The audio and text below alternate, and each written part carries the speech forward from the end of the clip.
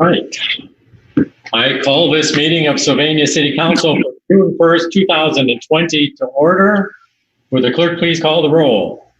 Mrs. Capolini? Here. Mr. Fry? Here. Mr. Hayden? Here. Mr. McMahon? Here. Mr. Richardson? Here. Ms. Stout? Here. Mrs. Westfall? Here. All 7 members of City Council are present. 4 members are present in the City Council chambers, and 3 members, Mrs. Capolini, Ms. Dow, and Mr. Hanem, are attending via Zoom. A quorum does exist.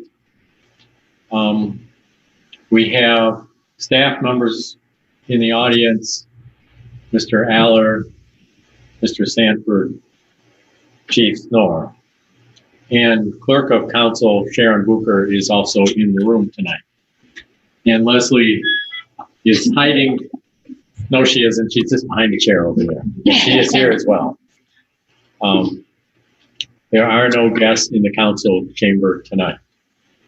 With that, we have a Pledge of Allegiance. This meeting led by Mrs. Capolini. Would you like to try to do that via Zoom? Sure. I pledge allegiance To the flag of the United States of America and to the republic for which it stands, one nation, under God, indivisible, with liberty and justice for all.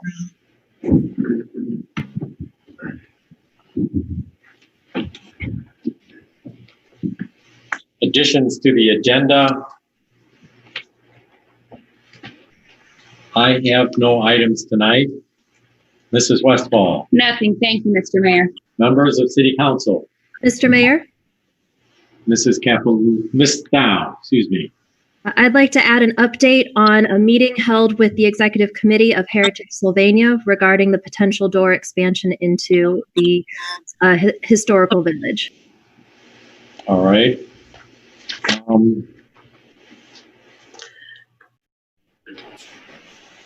It might be appropriate to add that down with item 12A, report of the Committee of the Whole. That's kind of a report back to that committee, I believe. Are you satisfied with that? Yes, thank you. We'll make it A1 right there.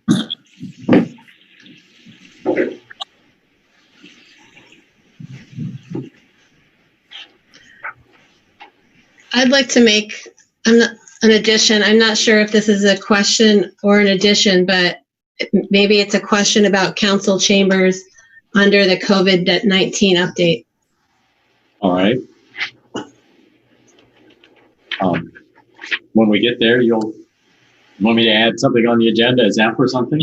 Council chambers, okay. Right, maybe just a short discussion. So adding that discussion is 5F.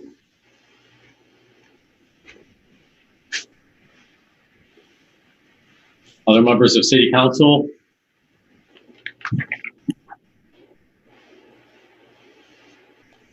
All right, from staff, Mr. Sanford? Nothing, Mr. Mayor. Mr. Schroyer? Nothing, Mr. Mayor. Chief Snore? Nothing, Mr. Mayor. Or Mr. Allard? Nothing, Mr. Mayor. All right, is there a motion to approve the agenda as amended? So moved. Second. Moved by Mrs. Westfall, seconded by Mr. Richardson to approve as amended. All in favor say aye. Aye. Opposed? Motion carries and the agenda for this evening's meeting is approved. Agenda item 4 is approval of the regular meeting minutes from our last meeting on May 18th. Mrs. Westfall. Thank you, Mr. Mayor. I move approval of the meeting minutes for the Sylvania City Council meeting held on May 18th, 2020, as submitted. Second. It's been moved and seconded to approve the meeting minutes of May 18th, 2020 as submitted. All in favor say aye. Aye. Opposed? Motion carries. On to agenda item 5, COVID-19 update. I'm going to let the department heads give their update. However, I am interested in your opinions and I have staff working on it as well. I today received 2 concerns that City Hall is locked And I thought we've been operating pretty well on that for a while. We need our staff to be responsive when someone comes to the door. One was for the tax office, one was for the zoning office. And the tax office person was particularly frustrated in that he could not make an appointment to come into the building. And I'm contemplating a change that City Hall can remain locked, both because of COVID-19 and also the current threat against government buildings, but a sign on it saying call or admittance or entry by appointment only. It is appropriate that we set a policy so people can start coming back into City Hall. I don't like the idea of leaving the doors unlocked at the moment, and we'll have a policy that anyone visiting City Hall must be wearing a mask. But I'd be interested in any input you might have to share with me, whether you agree with that or not. Mr. Mayor? It's down.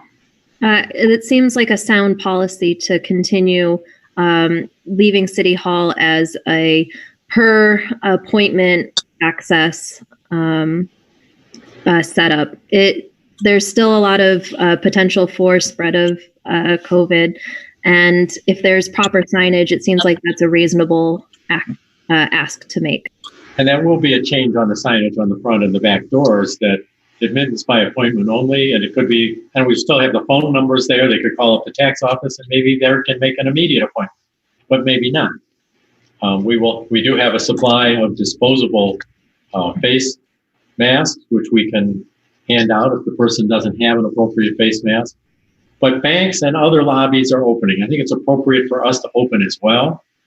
But I am leery of just leaving the doors wide open at the moment.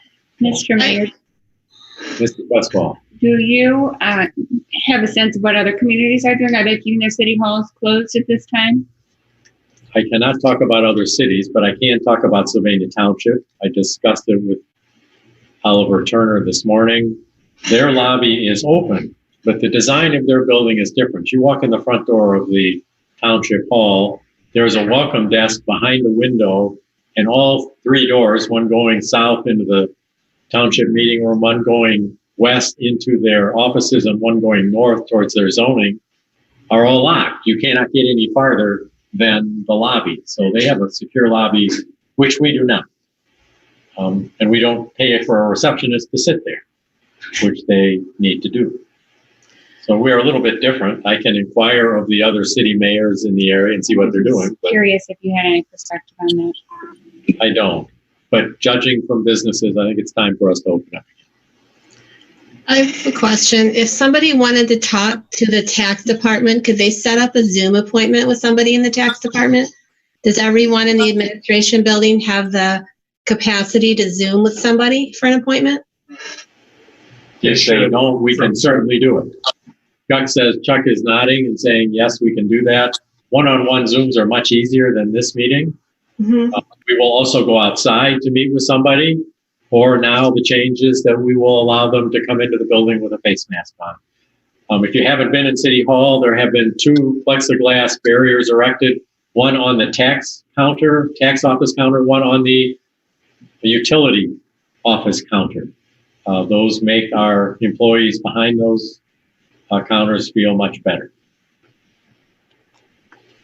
Mr. Mayor, excuse me, this is Mr. Hanum. Mr. Hanum. Yes, thank you, Mr. Mayor. I think you are wise to continue to minimize the direct person-to-person contact with the public, while nevertheless being as accessible as possible, to the extent that you can use technology to schedule meetings and appointments and conduct those. I'd encourage us to continue to do that. Obviously, we have members in our community that do not have either the technological capability or wherewithal to do the type of Zoom meetings that provide that very close to face-to-face interaction. And to the extent that we can accommodate those folks safely including using social distancing and masks and barriers. I would encourage us to do that. But in no sense do I think that we should go back to business as usual. That for the time being, I think the governor and our Ohio Director of Health have made it clear that there continues to be a public risk and from this COVID-19 matter, and we should comply with those orders and recognize the wisdom of the experts that we are not yet through this. Thank you for that input. Mr. Aller, you had your hand up.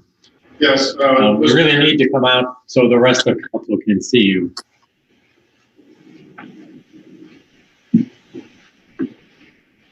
Mr. Mayor, I have spoken with Maumee and Perrysburg with their safety service directors or administrators, depending on the title.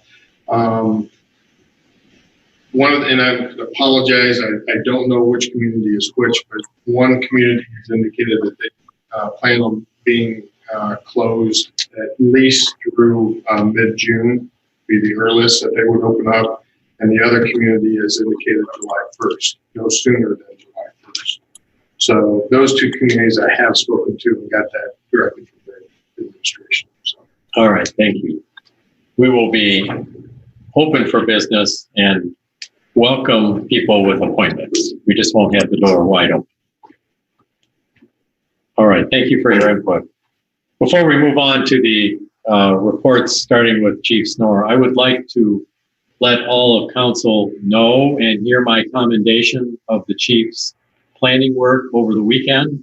I sent you all an email Sunday morning concerning a planned peaceful demonstration that the chief was made aware of Saturday morning. It's my understanding that Flower Hospital brought it to your attention, and it proved to be, after he contacted the organizers, it proved to be a friendly, peaceful demonstration, and the city welcomes that.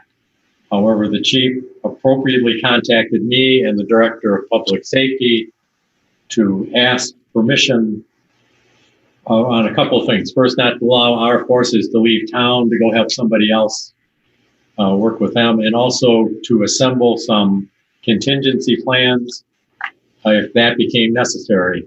Not against the protesters, but against anybody that they attract. That seems to be the pattern around the country, that protesters are allowed, but following them are oftentimes rioters or looters. And we had some downtown businesses quite concerned about that. Everything went well, but let me assure you that if there had been a problem, Chief Snorer had some ability to do that. But he kept those pieces, the SRT teams from Sylvania and from Maumee, out of sight. And it was the right call, the right decision. Both the chief and Captain Eubaker walked with the group. They stayed on the sidewalks. We had police cars out. They helped them cross Monroe Street. They helped them cross Main Street. It was a very quiet protest demonstration in the front yard of City Hall. The group had a few things to say, but then they had an 8-minute and 47-second moment of silence when everybody went down on a knee, which was to commemorate the time that that Minneapolis police officer was on the neck of the person that died. And then they all marched back to Flower Hospital. So thank you, Chief. I wanted to publicly thank you and Mr. Aller. I know you were in touch with the chief as well. Thank you both for your efforts. The city, whatever. So thank you very much. Thank you. Now I'd like to switch over, go through the roster here per your agenda. Chief Snorer, your update on COVID-19. Well, there's been quite a bit of de-escalation with the planning and contingencies for the COVID-19 threat. Most of the county cross services that we were tied into have wound down. There's no longer a weekly conference call. They've They had housing for the worried well or people that wanted to stay in isolation from their families as they were working. They closed that down. As of today, all of our police officers are back on their regular schedules, and we haven't had anyone sick or even tested in probably. We haven't had anyone sick for the duration of the pandemic, and we haven't had anyone who's required testing in at least a month. So we've fared pretty well through the crisis, and right now we're back to normal, other than the trend that's going on with some of the civil unrest around the county and throughout the country. Questions or concerns for Chief Snore? I had a question, Chief. Have you received any reports of either way how the street closure is going? We have gotten a few calls just from some residents because it's their normal way of travel. Gotcha. There's only so many ways to go north and west in this little corner as everything funnels through here. So we have had a couple of complaints that were called in, but those have trailed off as far. I think people are getting a little bit more used to it, but that's the only concern that I don't know of any safety concerns or problems or congestion issues or anything like that, other than just the use of that part of the Maplewood. Great. Mr. Richardson, I'm sure you look at it perhaps more than I do, but over the weekend I went by 5 or 6 times, and there were somebody at least 2 of the 3 tables every time I went by, and there were people at every table some of the times I went by. So it's being used, and it's being used appropriately. Okay, let's move on to Mr. Aller for your update. Perhaps with a report on city employees. We've been very fortunate so far. Yes, we have been, Mr. Mayor. We have not had any confirmed cases of COVID. We've had 2 employees that were tested because of symptoms that they were showing.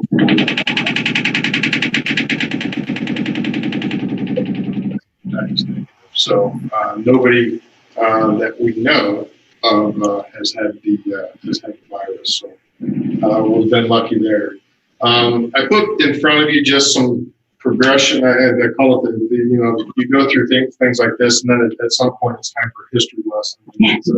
The first part of the virus, the cloth mask or the fiber mask, I call it, is we received a bunch of a supply of these from the Emergency Operations Center, and those came to us about May 2nd. Is when we got them. And then not long after that, the Ohio EPA and Ohio Emergency Management Association made available thousands and millions of masks across the state. But we have a large supply of these masks, all white, just straight across top and bottom. And they were provided, I still have several left. And those were provided at, we have about 4 per employee that we were given. All at no cost as part of the state's program. And then finally, and those we ordered those approximately May 9th, and we got them on May 20th is when we got them. So, and then finally, these masks are ones that the city had purchased. We had actually placed an order for these it was early May, it was May 2nd. And our concern with these was delivery time. Because we had been told 2 weeks. I've been in this business long enough to know that 2 weeks means 4 weeks. So it ended up taking about 3.5 weeks before they came. But these masks they were purchased. I believe it was like $2.50 per mask. I do believe that these are the most comfortable masks that I've had. It's the most comfortable mask I've worn, and I've had a lot of different ones on. It's because the way it fits over the crown of your nose. Yeah. So I am pleased with those, and we'll kind of, employees want more, we'll kind of gauge that. It's obviously, we need to provide some things while they're here at work, but, we're not the city supply of masks for the employees, but we do need to make sure we keep them safe while they're here. So I think those were the best ones that we got.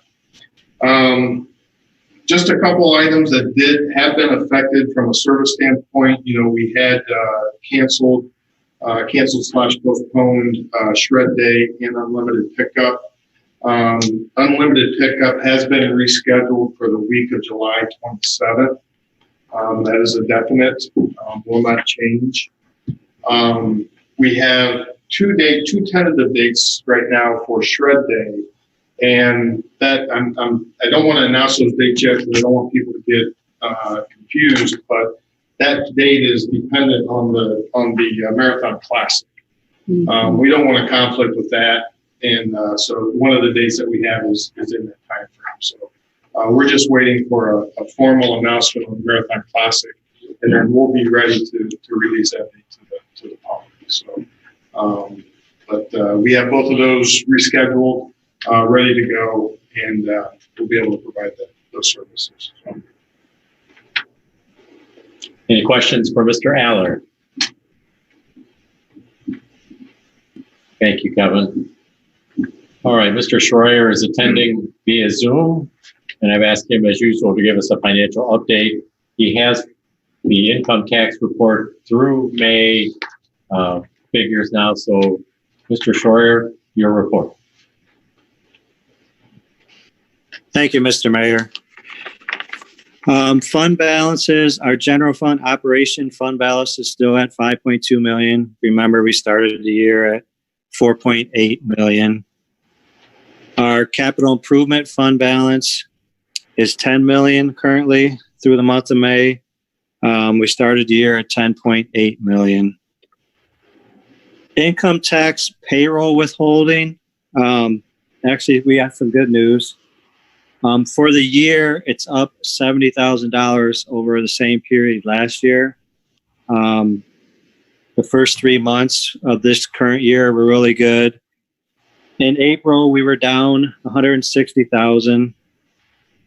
In May, we ended up so we had a good second half of May. We ended up down $22,000 for the second half of May, which is remember, we're a month behind. So it is for the month of April when everything was shut down. So that's good news.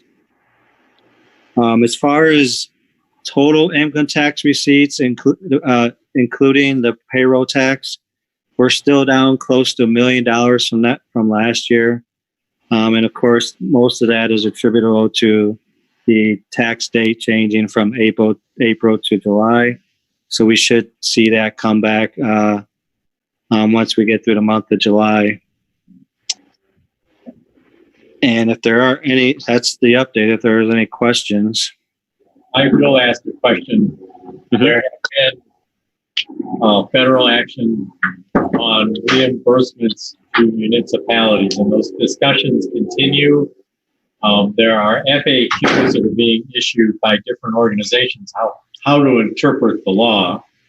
I want council to be aware of the fact that it appears the city may be able, or is being offered, a little over $500,000 in possible funding, but we need to determine whether we can apply for those funds or not. Why don't you give a little explanation of? Sure.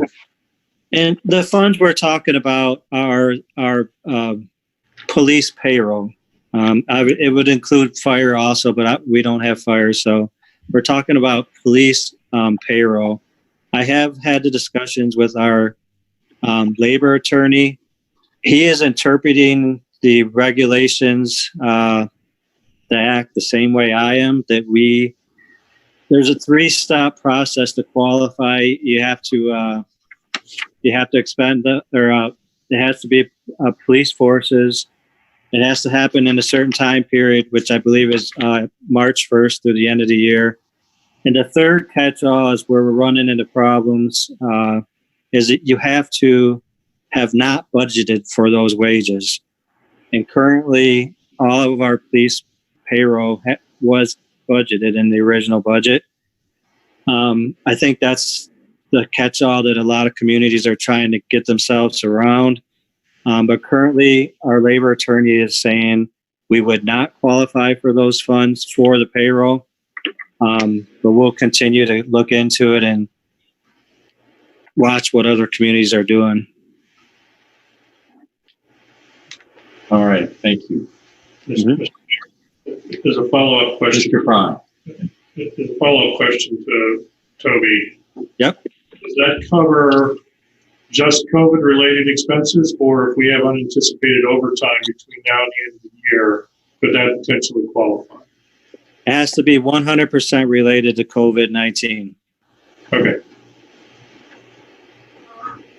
Which raises a question. We had overtime yesterday. That's why I was asking. And, why did we have overtime? Well, it technically wasn't COVID-19, but that is a contributing factor, no doubt about it. Right. So we will continue to work with our lobbyists to make it applicable so that we can do it. And we'll do the best we can on that. I did it's about the gasoline tax receipts, because it really is significant as the income tax, but still a significant income and revenue stream. Toby did, and I know originally when the meeting 6 weeks or so ago, it was down somewhat, but I didn't know what we had seen since then. I can get you the actual figures. It was very insignificant that first month of the second half of the month shutdown. It was less than $10,000, but I'll get you the actual figures through May. But generally, I'm assuming it's down, but it's not dramatically down. It is not, no. Okay, great. Toby, this is Doug. I have a question for you. I was looking at the revenue report that we got with the financials in today's email. Yeah. And that shows an expected revenue of the income tax of $3,075,000 and a year-to-date revenue of it's roughly $1,112,000 and an uncollected balance, it says, of $1,962,000. Is that, what does that mean? Can you explain that? The reason that we're not on schedule is because of the income tax, the month of income taxes. So in July, it's misleading because at this point we would have had the month of April, and that's the significant, by far the best month collection wise. So it's not showing that we're reaching our goal. It's because we haven't got to that income tax date yet. Okay, so are we short $1 million or $1,900,000? We're short 1.9 million. Okay. Yep. Then that's just in that fund that you're looking at there. Right. It goes 3 separate funds. I understand. Mm-hmm. And because those are income tax payments for 2019, you would expect us to get most of those funds in, I would think. Sure. In July, correct. By July 15th. If it's not necessarily payroll tax that we're waiting for, it's profits, business profits to come in, or self-employed people that no money, they're going to wait till July 15th now instead of April 15th. Business profits is the least percentage-wise. We're really, most of ours is on the payroll withholding, and then we get more from the individual income tax. So this least significant is the business income tax. Do you expect most of those funds to come in by July 15th? It's hard to say. We hope that's what we're expecting, yes. Okay, that's what I needed to hear. Mm-hmm. Other questions for Mr. Schroyer? Thank you, Toby. Now on to economic development, Mr. Sanford. Thank you, Mr. Mayor. Got a few items that we've talked about in the past and some other updates since prior reports. First, I want to report about restaurants. We've got about 20 restaurants in the city, not counting the fast food places. Just about all of them are open. There's a few that are opening this week that have not been open. Element 112 is going to be opening, but not the next few weeks. They're going to start phasing their operation back in, but probably by the end of June they'll be back in full operation. All of them have different setups on their interior based on the requirements and spacing and whatever. So how that's all going to work out, time will tell. The hair salons and the barbershops are all have reopened. I got an update from Medical Flower Hospital. They're ramping back up their to 60 to 70% of normal surgery volume, and outpatient services are back open with extended hours. Anybody that was on layoff at the hospital has been called back, so they're moving forward. I actually had an appointment at the Health and Wellness Center a week ago, and it was full. It was just a lot of activity going on there. Earlier, I talked about Root Learning on Main Street. They did not lay anyone off. They did reduce hours for some of their reduced pay that the head people and do different cuts to save money, but they're not laying anybody off. That's what they're going to stick to that. You probably saw the announcement I alluded to before about boards, that all the students are going to come back to campus in the fall. That's their plan. They've had it in the works for a couple of weeks, and they just put that all together. I think that's a real good sign. A place that's been hit pretty bad was Sylvan Studios. Their April and May are their biggest months of the year. If this could have happened in January, February, it wouldn't have been that bad of a hit for them. They're taking a real hit on the majority of their business, so it's not going well for them. The farmers market is going to be tomorrow, starting a new site, Sylvania First United Methodist Church, 700 Erie Street. So we'll see how that goes. They have different restrictions and things that they have to do for the farmers market. And Kevin alluded to the LPGA. When I talked to Judd Silverman last week, he hoped to have known by today. We've not heard back from him yet. So we'll see as soon as we hear from him. Judd is pretty connected to everybody in the LPGA. So, I don't know if anybody has any questions.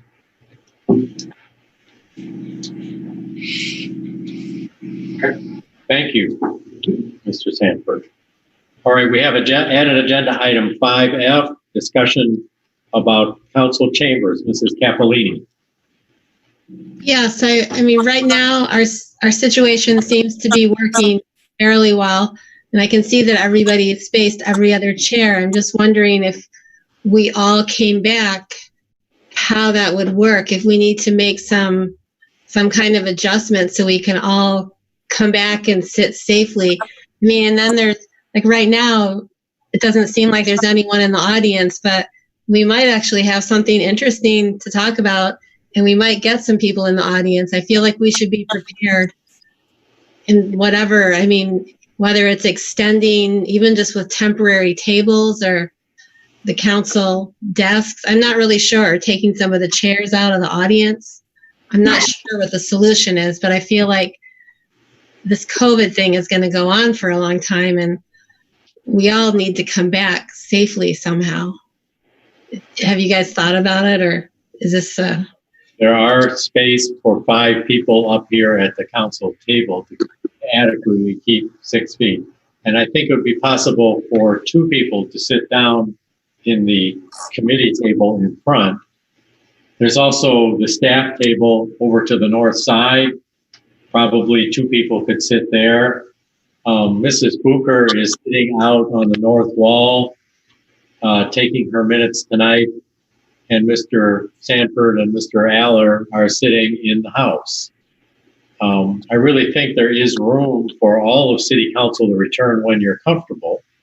And I think that if we think there's a subject that might interest the public, we may need to stack chairs or limit the chairs so that they're 6 feet apart. So family groups that come in, husband and wife can come in, they can sit close to one another. But we would have to somehow limit attendance inside. We might want to set a TV up out in the lobby or something if we think it's going to be an overflow crowd. Are you anticipating a particular item, Mrs. Capolini? I'm not anticipating anything specific that I can think of, but if this is going to go on for a long time, like even the open house that environmental design is going to have, that's in 6 or 8 weeks. I mean, that will be something I think that people would come to. And we may want to choose a larger room someplace in the community to do that. Mr. Aller probably wants to speak to this. He's the one that's orchestrated this. If you haven't been to the council table, he's got the 6-foot long strips of paper laid across the desk so everybody knows how long 6 feet is. 6 feet's bigger than a lot of people seem to think it is. But Mr. Aller. Thank you, Mr. Mayor. We have given some thought to that, Mrs. Capolini. We can place some seats in the open area back behind where you normally sit. We can place a seat there. And then as well, like the mayor had indicated, moving some tables around and being able to place people in this area around the podium. So we think that we can get all the council in here. As far as public seating, a couple of the rows would have to be taken out and to get that 6 feet front to back distance. And then as far as a horizontal distance, just something similar to what the mayor just showed, that when somebody sits down, somebody from staff is going to have to place a 6-foot strip, and the next person has to be beyond that point. So I think it's manageable. If we have a large crowd, we're not going to have enough room, but we won't be able to maintain that 6-foot distance. So then the mayor's suggestion on finding something else in the community might be needed. So, Mr. Aller, just for clarification, are we legally allowed to have more than 10 people in the room at this point? One of the other things that the home and group gatherings is they're still limiting those to 10 people or less. However, they've also have a caveat in there for businesses and restaurants where if you have a fire rating capacity, if you're at 50% of that capacity, we would easily be able to get underneath 50% capacity. I'm fine with it. I just don't want to be on the mayor, on the governor's next press conference. No, I agree 100%. That's kind of a caveat. They do. It's kind of confusing because they do say, no groups less than 10 or less, but then there's that. There's 17 different caveats. Yeah. The state legislature has met. I understand. Yeah. But so room sizes, this is us. Yeah, room sizes and all of that kind of Sure. So if let's say 20 people decided to come, would we require that people wear masks or not? And then we should be wearing masks if we're requiring people that are coming in to wear masks, probably. Yeah, I think once you start getting larger groups of people, I think the masks will come into play because it's, even if you're maintaining that 6-foot distance, it's not 6-foot distance or masks. It's social distance and mask. That's what the words are. So I think if you start getting more people where you can't maintain the spacing, I think you start getting into things like that.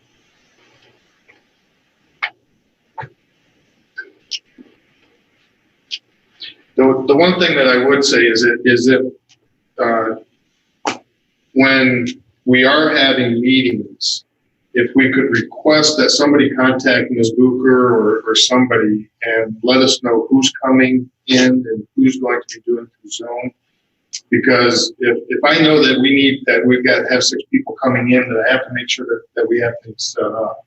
Mr. Sylvania with IT, we've already talked about the temporary microphones that we might need to set up and things of that nature. So it will help us make sure that we've got things set up for what needs to be. If I could suggest, and I can't speak for other members of council, we should probably set a date where the chamber needs to be capable of handling the entire council. And I don't know what that date needs to be. We've only got one meeting in mid-July meeting, which is kind of like 2 meetings out, maybe some time. There's a 5-week break between Right. the second meeting in June and the second meeting in July, and that might be an appropriate break to say everybody can come in. Yeah, and if people still are uncomfortable, and They don't have to. right, they don't have to, but I think that would, if that's a doable time frame, Mr. Aller, I think that would probably be appropriate. That gives us something to plan for. It was, being a council meeting, it was council's wishes and desires, and but if that meeting in July is the one to aim for, I think we can certainly do that. Well, this is Doug Hainham. I'm comfortable with the arrangement that we have presently, and I'm going to take my lead from Dr. Amy Acton and Governor DeWine on this. She just extended her order through the 1st of July,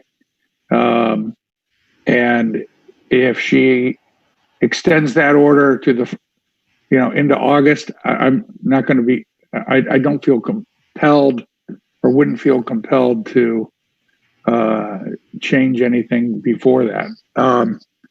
There are.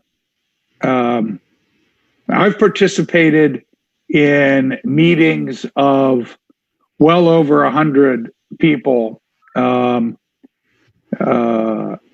they have Zoom meetings with well over 100 people that were very orderly, well controlled by an administrator who was familiar with the available technology, and were very efficient.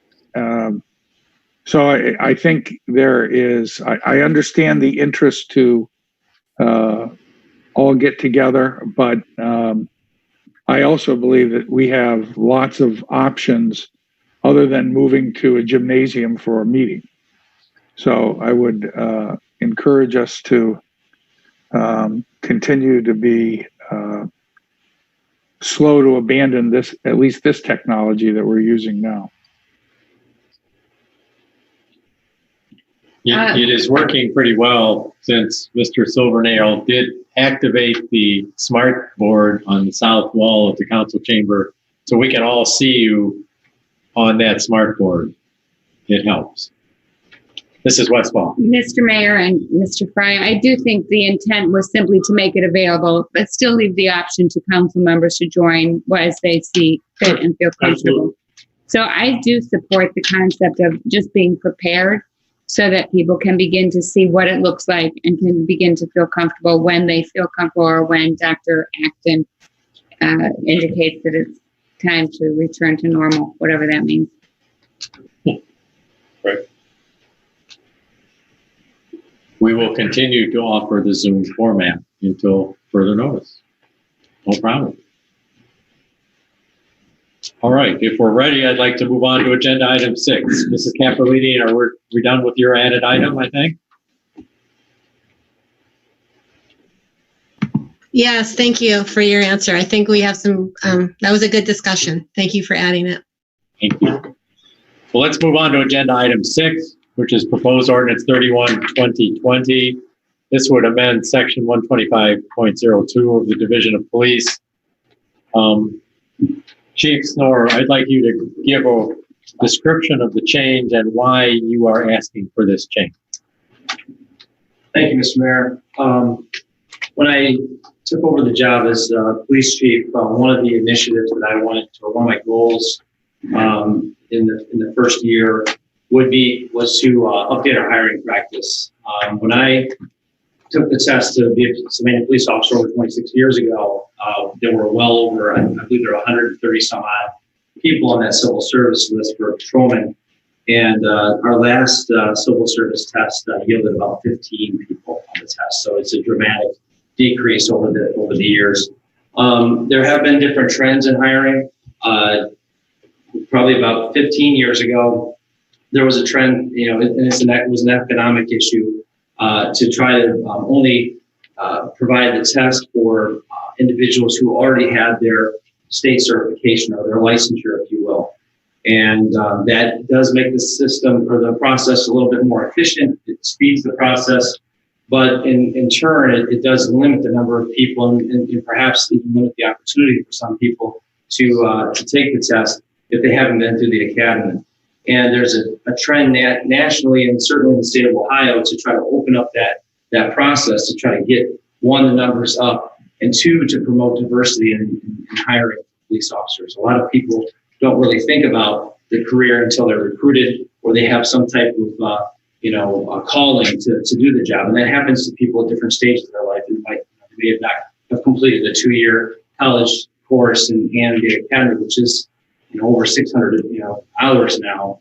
It's quite a commitment if you don't even have the prospect of a job. So I met with the Civil Service Commission and the law director, and we spoke candidly about it, and there's a lot of support for a cadet position. So what would happen is people who are certified can still take the test, but people who are not certified as a police officer in the state of Ohio, but have some college, I believe it's 96 semester hours, they would still be eligible to take our test. And then we could look at the qualifications of the individual, and the main goal is to increase the applicant pool and to promote diversity. So that's really the change in the ordinance, adding the cadet position. A cadet would be a person who has taken the test, they've passed, they've been selected to be a police officer, they're not certified, and they would be the cadet wage is a lower wage that they would earn when they're in the academy, as opposed to a full police officer's pay. So there is a trying to make it more financially feasible to have such a position, or the forms of the cadet position. So Chief, the cadet position, we would basically pay them a salary. Correct. They would go to the academy for how long? It really depends. If they can go full time, it's somewhere around 3 months, 3 to 4 months, depending on the curriculum, depending on the number of hours per day, that sort of thing. Then there's a part-time academy that goes 6 to 9 months. So it really depends on the curriculum that we're able to get them into. Now, there are a variety of academies in the area. Owens Community College has one. Northwest State has an academy. OSP offers 2 academy sessions per year. Ohio State Highway Patrol. And there are other small academies, maybe a little bit further away. We really like to look at Owens or Northwest because they're close. But it really just depends on the year. Sometimes the state offers a scholarship where the academy is free of cost as far as the training costs. So it really just depends on what school is open at the time. And if somebody wanted to go part-time and was on the 9-month plan versus going full-time and do the 3 or 4 month plan, would the pay for the cadet vary? No, because we would accelerate the training. We would do once someone's completed the academy, they have about 20 weeks of on-the-job training. We could allow the on-the-job training. You don't have to be a certified police officer. Learning about domestic violence policy or pursuit policy, those are all classroom things we provide here. So they could do that during the day and then go to their session in the evening. So it actually would help us do both at once. So the part-time I actually would almost prefer, just because we could have them here for our policy and procedure training, our defensive tactics training, all the technical things that we need to cover before they even have to hit the street. And that would help with our training as well, because the training officers wouldn't necessarily have to be pulled away from their full assignment. So. And what's the methodology if there is one? I mean, obviously this is new, so maybe there isn't one, but what's the methodology to determine if you've got somebody that's already gone through the academy, that's certified, and say, I've got this individual and I've got somebody that wants to go part-time, but maybe finished with their junior year in college, but decides that they don't want to complete it for whatever reason, or they left it 5 years ago, or whatever it was. How do you determine person A, person B? As far as selecting a candidate? Yeah, how do you make the call? In the last couple of tests, we've run out of suitable candidates. Now, the Sylvania Police Division is, one of the more selective agencies as far as we run a very comprehensive background and selection process, similar to what the Highway Patrol and the FBI would do. Quality candidates is very important to us, and there's a system of negative points that people earn for a variety of background issues. And there are times, right now is a perfect example, we don't have any candidates that we can bring forward left on that list from a couple of years. But we did hire some folks off, some officers off that list, I believe 3. But we're at the point where we don't have any suitable candidates. So we run into that. If there were a person who either were out of candidates or we were, just depending on the situation, had a person who wasn't certified and they were had a good background and met the qualifications for the job. Perhaps a lot of it has to do with we do testing, we do domain testing, which is there's a psychological test that's built into that. There's some basic organizational skills. Those are factors we use as well. There might be a person who's just very bright, very people oriented, has great communication skills. They may outshine someone who's certified. The emphasis would always be someone who is experienced, proven in the field. That's great, but we are competing with other communities like Perrysburg, Maumee, Oregon. One of the last officers we hired, we had to hurry up and get our process going so that we could hire them for Maumee or Perrysburg because they had interviewed with all 3 agencies in the same week. So it is very competitive to find a quality officer that does the job the way we want it done, the way our community expects. And that's the focus. High quality applicants is very important to me as a chief, and I think to our community. Sure, absolutely. And are there other communities that take this approach now? Well, or is this kind of the next thing? Examples, Oregon Police Department never really went. They didn't go to a format like us where you had to have the academy. They just stuck with, keeping it open to a variety of individuals. Bowling Green Police Department has kept, a similar hiring format at OBGSU as well. Those are the only ones I know off the top of my head. I know Maumee is considering, and the chiefs meet every month. The area chiefs, we talk about these things. It's the competitiveness to try to find applicants, and to be quite frank, the interest in law enforcement, people working in law enforcement, has dwindled. And I'm sure, given the current events, it's going to be even harder to find people that want to go into law. So Oregon and Bowling Green have this similar structure. Right. If we get 15 people taking the test, do they get 50? What's the numbers aren't dramatically higher. Okay. But it could be 10 to 20, 30% higher. Just depends on the year, depends on recruiting.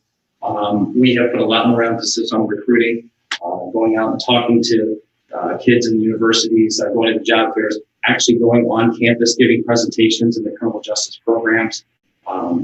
We're trying to partner with the universities to, they're offering a product, their criminal justice curriculum, where we're trying to align individuals with the jobs. And yet, another initiative that I want to really push and try to get the word out is we haven't hired a new officer from Sylvania in over 10 years. So most of the officers we hire are from out of the area. We're already certified.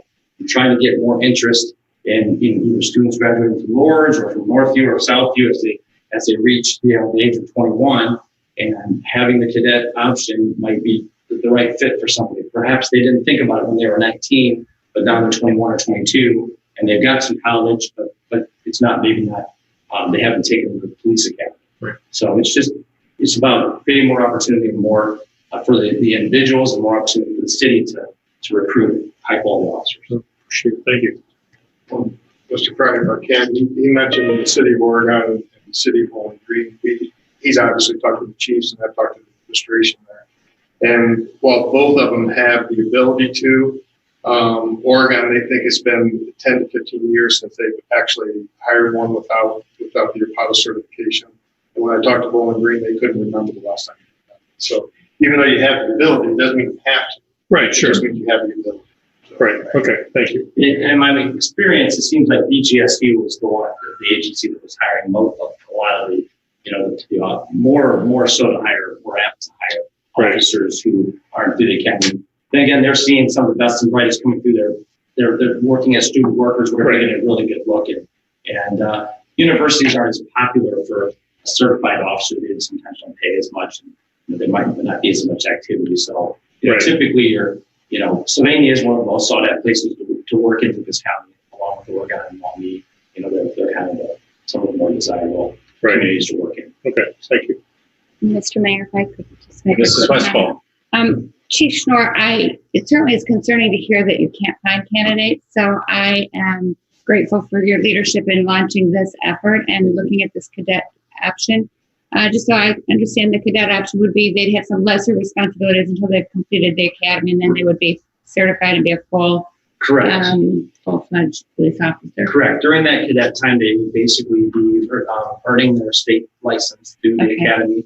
And if they were part-time in the academy, then they would be doing training here. They would be getting a portion of the 20 weeks that they have to do on the job anyway. Many of those hours are classroom or online instruction or technical, like self-defense or firearms, handcuffing. Those are hours that they have to do. Even if we hire a certified officer, they have to go through our curriculum. They have to be trained our way.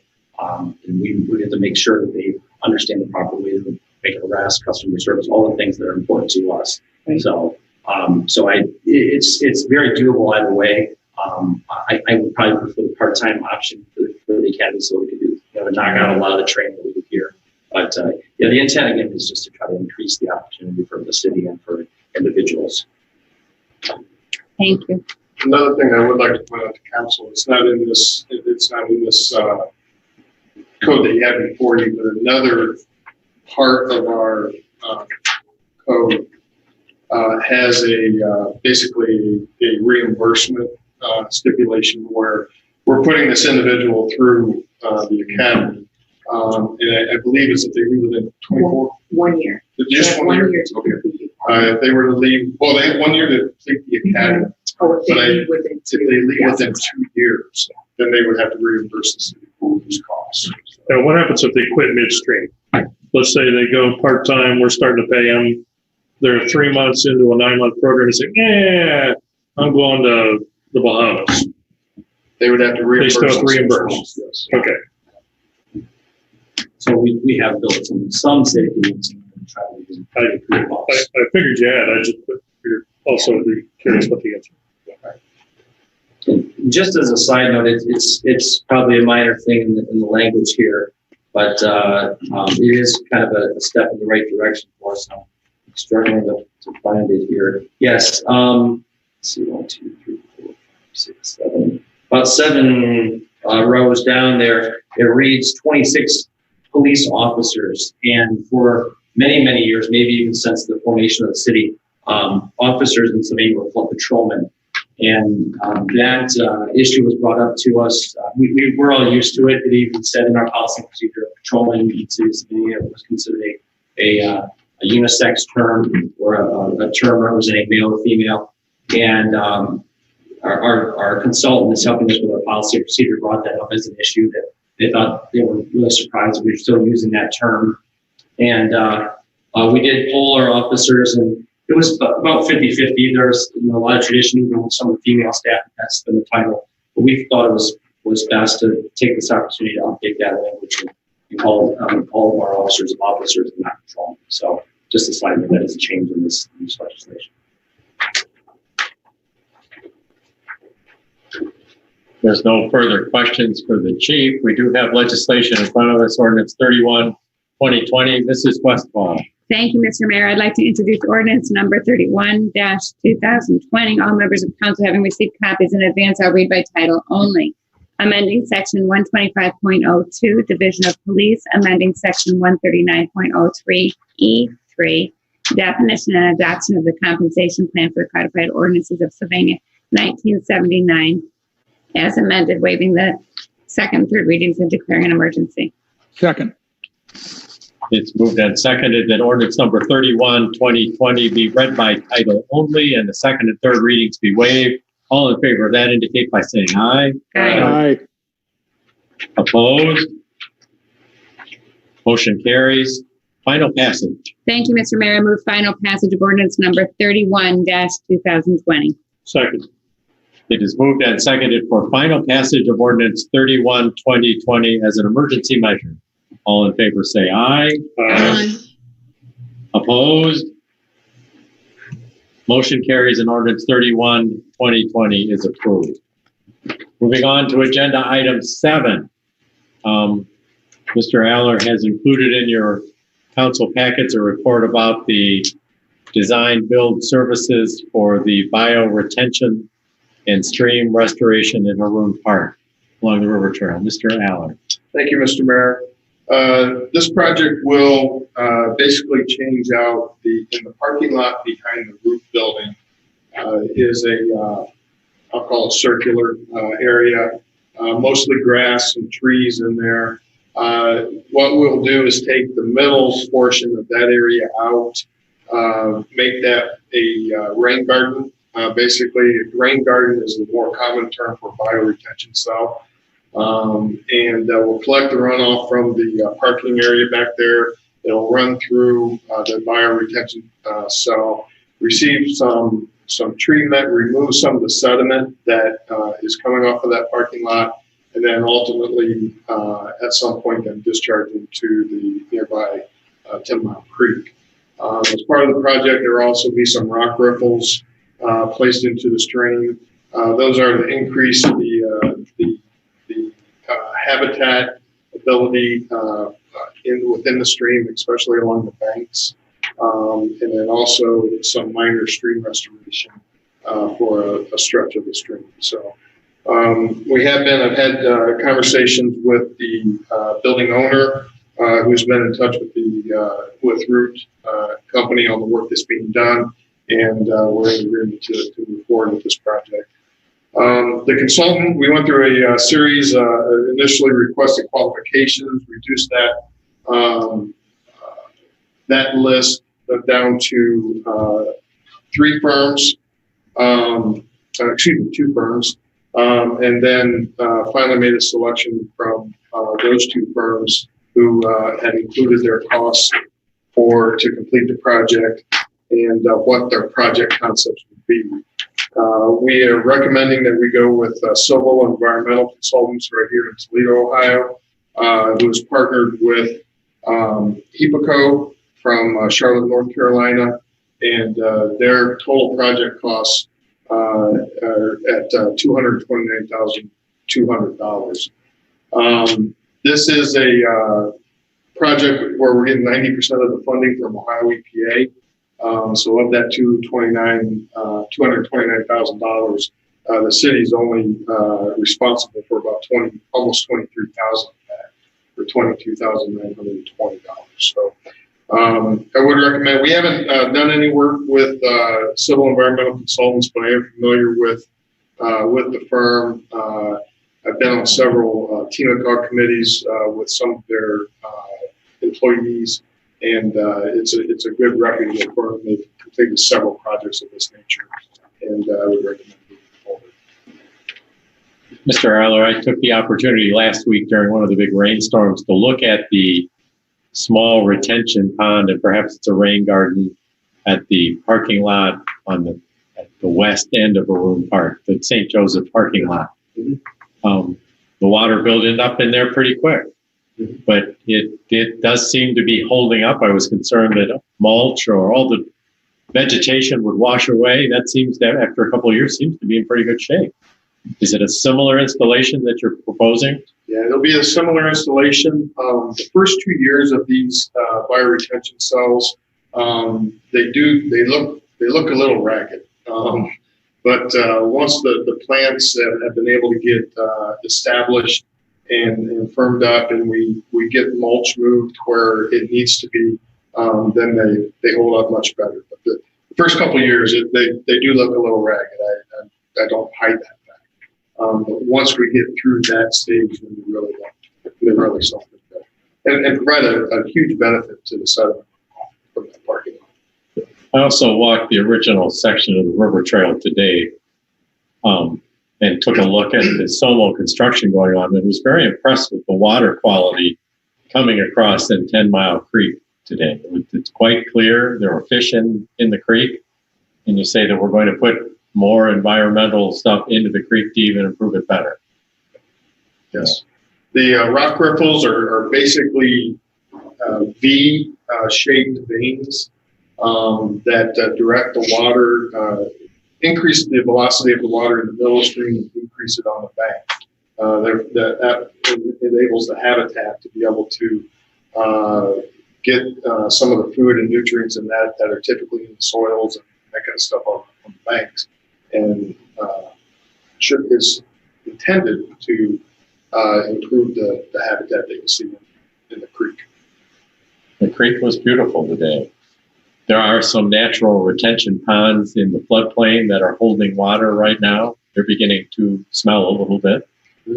But they're natural retention areas. I assume that they'll soak out as the water table goes down. Okay. Any questions for Mr. Aller? I had a few. How long would this take? It's actually very fast construction wise.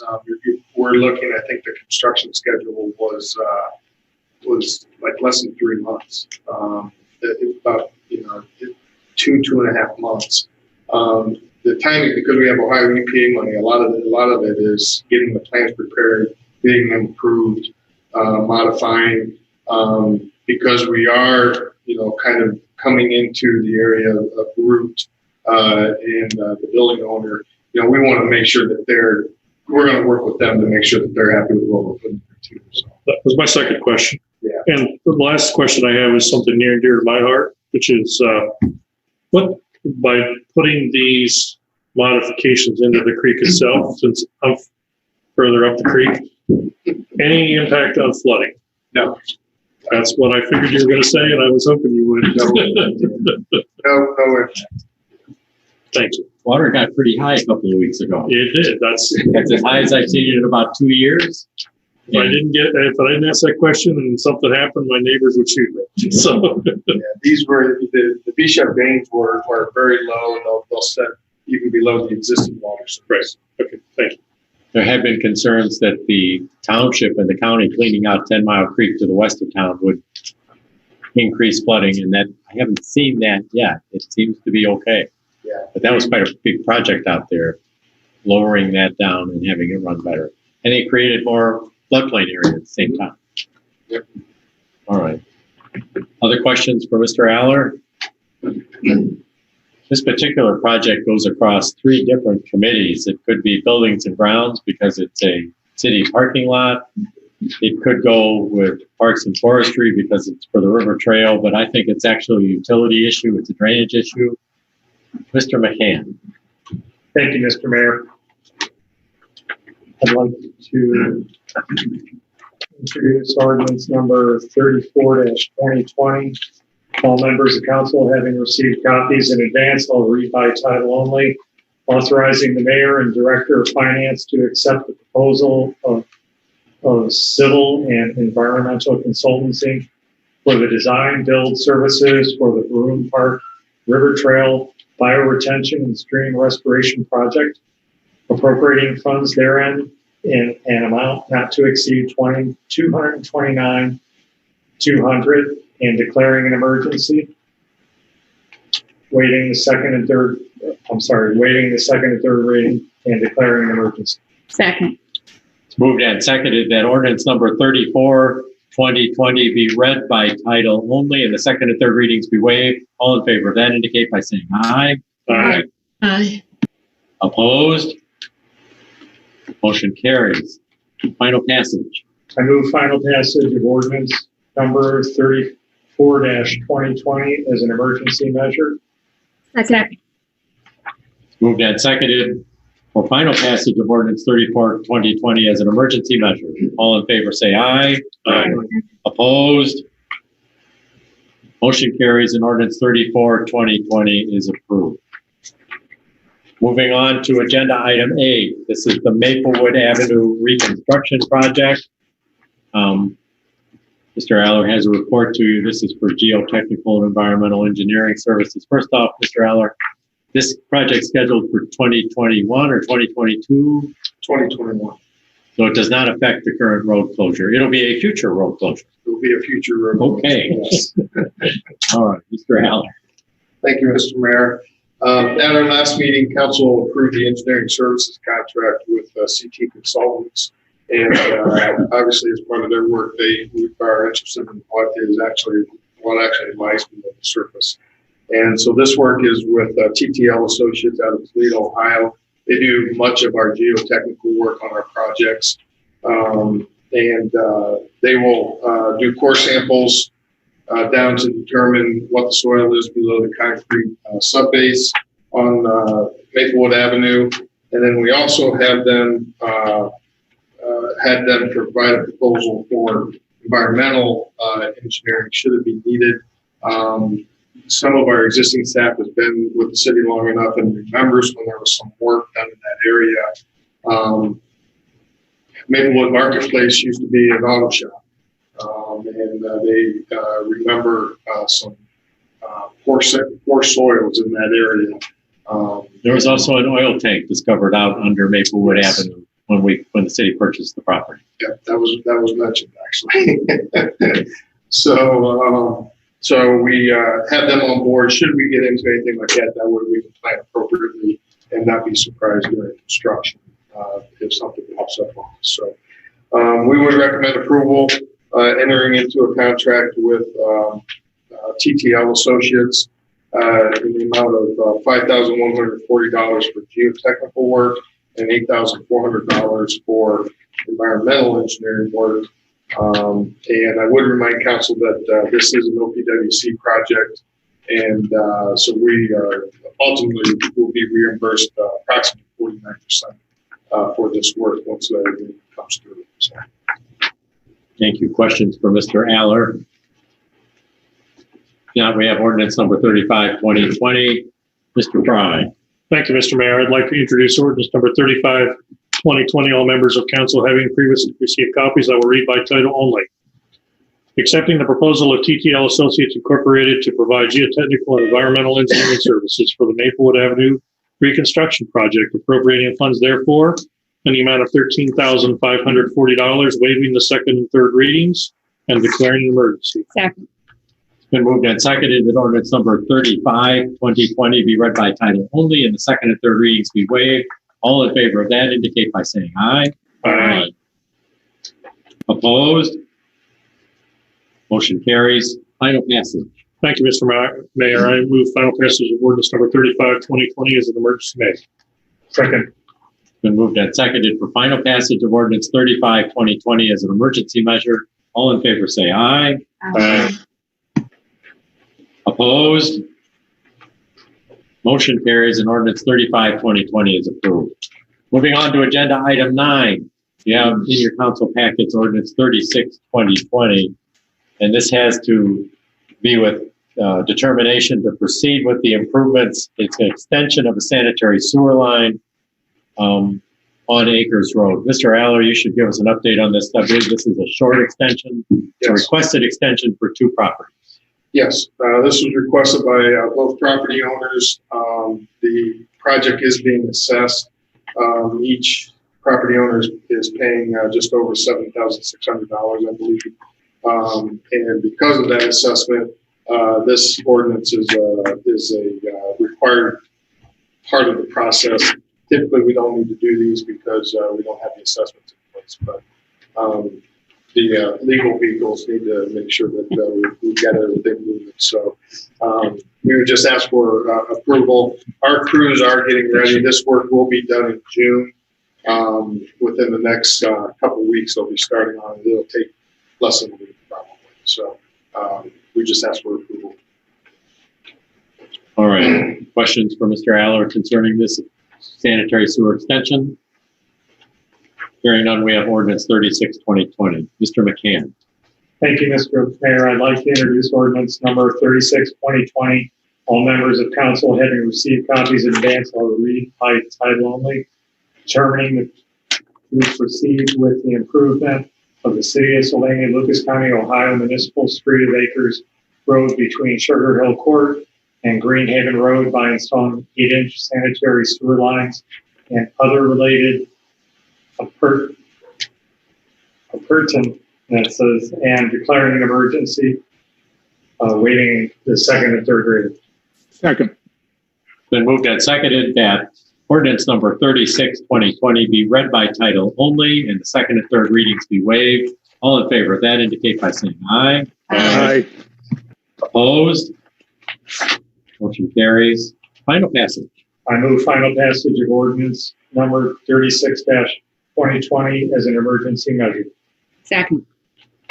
It's moved and seconded for final passage of ordinance 36, 2020 as an emergency measure. All in favor say aye. Aye. Aye. Opposed? Motion carries and ordinance 36, 2020 is approved. Moving to the second page of our agenda, we're up to agenda item 10.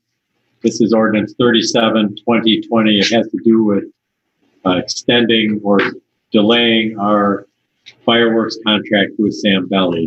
Mr. Fry. This is a sad one, but nonetheless, thank you, Mr. Mayor. I'd like to introduce ordinance number 37, 2020. All members of council having previously received copies, I will read by title only.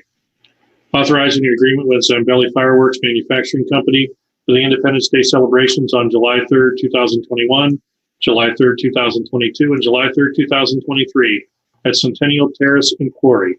Authorizing the mayor and director of finance to sign an agreement for the fireworks display, which will cost $35,000, ratifying the cancellation of the Independence Day celebration that was scheduled for July 3rd, 2020, authorizing a 50% payment for each year's fireworks display due in February of each calendar year, which will be shared by the city of Sylvania, by the city, Sylvania Township, Coca-Cola Corporation, Sylvania Area Joint Recreation District, and area businesses, waiving the second and third readings and declaring an emergency. Second. Before we move to the vote, I'm not sure the council knows the process you went through and who you met with and to make this difficult decision. Perhaps a briefing on that would be helpful. Sure. Thank you, Mayor. As I think I mentioned in an email, we had a series of meetings between Mr. Turner from the township, Mr. Sanford from the city, myself, and Mike McMahon with Sage Art, and it was a series of Zoom conference calls over the last 2 months, discussing how we were going to do this, whether we were going to do this, if we were going to do it, how we would mechanically and logistically pull this off. As things continue to progress with COVID, it just looked less and less likely.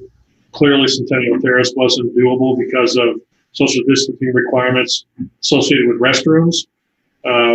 We thought about potentially looking at Pacer Park, but in the end, I know that the Chief Ram and the Chief Schnorr and the Chief from Sylvania Township also met, and they had concerns about incremental people coming out on the 3rd because of other communities canceling their fireworks, and they thought that would create too much of a safety issue with everything else going on. So with that, we reluctantly said we have to step back for this year, figure out some sort of other way to celebrate the founding of our nation many years ago, hundreds of years ago. But this year we just can't do it. So we'd love to. I personally struggle with this because I enjoy the fireworks, but it just didn't come together this year. So we're going to push it back for a year and celebrate next year. Appreciate your work on this. Any questions for Mr. Fry before we move on to the vote? The administration is considering different options. As you know, we did hold a brief Memorial Day ceremony on the Main Street Bridge where the veterans put the wreath into the river. That was part of every Memorial Day, but that's all we did this Memorial Day. I'm not sure what our actual recognition will be.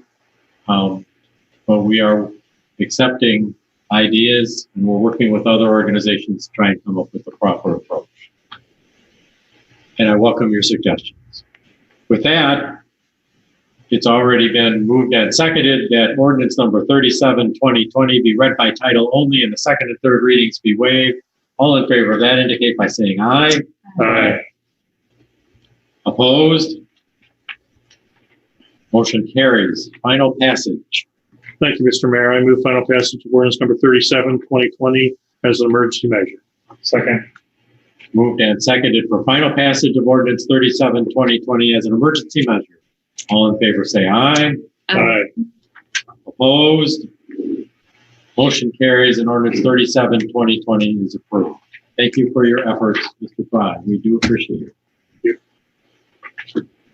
Moving on to agenda item 11, you have ordinance number 38, 2020 in your council packets. This is ordered legislation to move ahead with task 3 of the downtown Sylvania master plan and market analysis. Mr. Sanford. Thank you, Mr. Mayor. Just a couple comments. If you remember when we first got into this project and there was a question if we could separate it into, she laid it out, Michelle Johnson, who we're working with consultant, she laid it out in 3 tasks with the idea we did the first 2 tasks because it split the total amount pretty much in half. And if we liked what we saw, what she did the first half, we would continue to do the second half. The whole project is what you need to really move forward to get recommendations and ideas and recommendations for our downtown. The idea was splitting it, though. If we did not know like where it was going, we could stop and cut our losses and move on. I think we had a pretty good meeting following up with her, answered our questions. She updated the plan. So this is the next step, and to get this done, that's why we have the ordinance today. She is going to be you'll all get notice of this, but I'll bring it up now. The CIC board meeting on June the 10th. It'll be a Zoom meeting at noon. We'll make sure you all get the information. She is the guest speaker. I also plan to invite the DSA members to that Zoom meeting also, so they can hear what she's been doing, what she's done so far, and what she plans to do the second part of this, and what it means for the city of Dale. Thank you. Questions? Ms. Westwood? You know, I just have one quick comment that I'd like to make as if this passes this evening.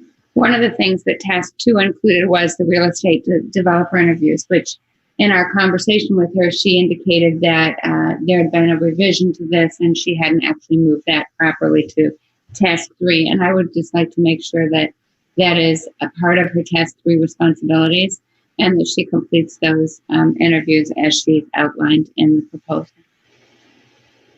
I will follow with her on that. Thank you. Other questions for Mr. Sanford?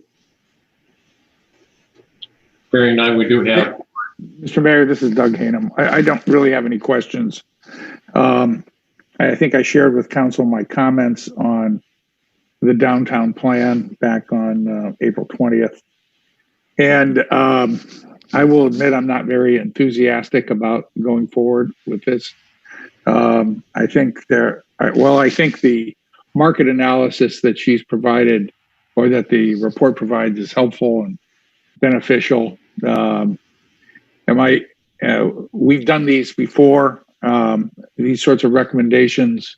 We'll see whether these recommendations that she comes up with and guidance is helpful and followed. In large measure, I think our downtown infill is going to be driven by market forces, not centralized planning. And